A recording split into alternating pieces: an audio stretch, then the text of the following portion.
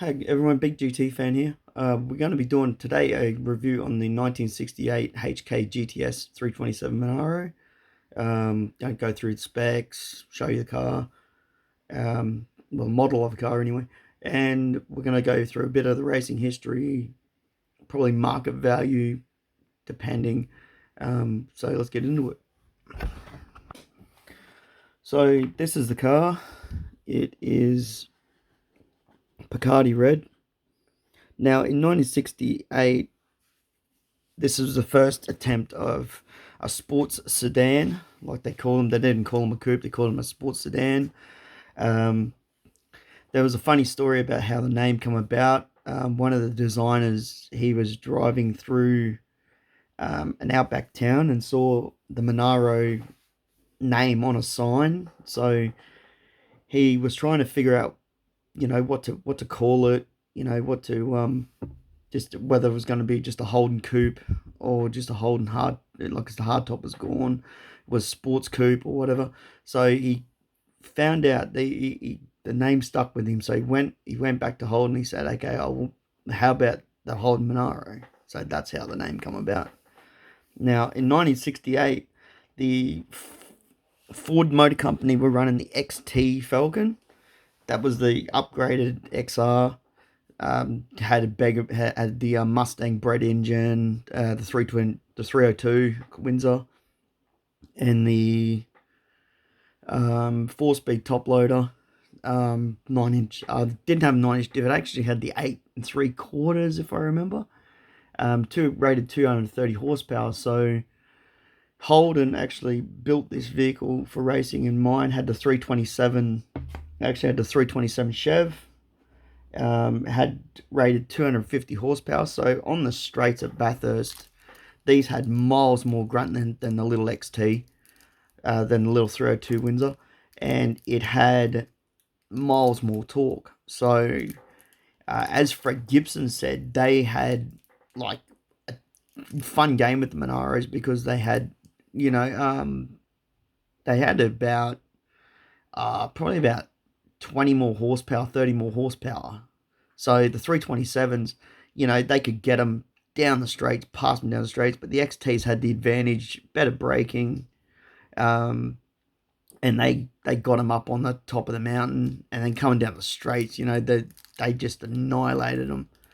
But Bathurst in '68, with Bruce McPhee and Barry Mulholland, well, Barry Mulholland, he only drove one lap of the race. He only drove one lap of the race, and he came back. That's how they wanted it. And then I think Bruce McPhee, he drove the entire length of the race, bar one lap. And with the HT, it shattered the record in the previous. It shattered the record in the previous year with the X Arm GTs with that Fred Gibson and what's his sorry Fred Gibson, Harry Firth won in 1967.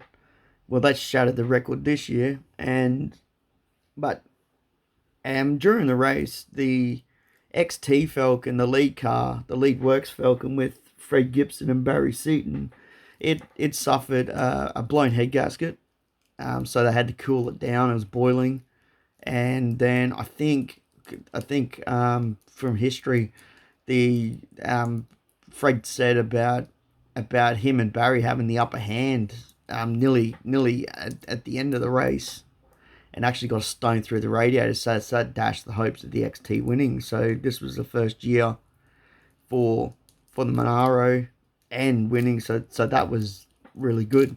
And then in 1969, we had the HT Monaro, the HT Monaro, which was a 350. It had all the updated grill, plastic. It had plastic grill because the HK. Thanks Hippie Trev for this, but for the HK, it was the last of the steel grills apparently. So this is what my mate Hippie Trev told me. So I didn't really know about that, but yeah, it had the HT. It had all the 350. It had a 350 Chev. It won Bathurst in 1969 with Peter Brock, not Peter Brock, Colin Bond and Tony Roberts. And I think Des West and Peter Brock came in third in 1969. And then I think the the ATCC, Norm Beachy in the Proof Production, he had the HT Monaro 350 as well, but he had to, he had his own. He built it himself with no factory backing, and he raced it in improved production, and come out pretty good. Won 2 championships with it.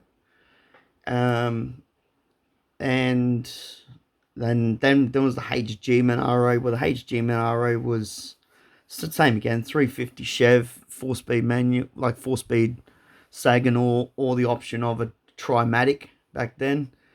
But other variants of this Monaro here, this HK, was the 186S.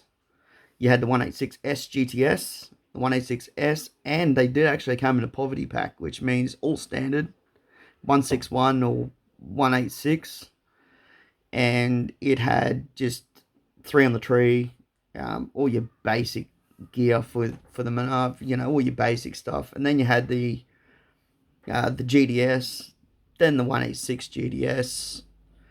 Then I think you had the 307. You had an option of a 307 with Power Glide. All Power Glide. The Power Glide was actually ranged all across the model. And then you went up to your Bathurst Special, which was the 327 Monaro. But then the other HKs, you had the Premier, you had the Premier Wagon, the Ute, the panel van, and the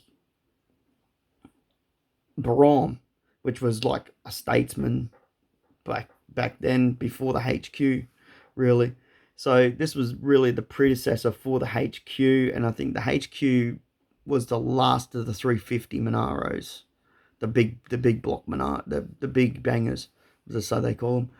But yeah, this car here, it's pretty nice. It's got the white interior.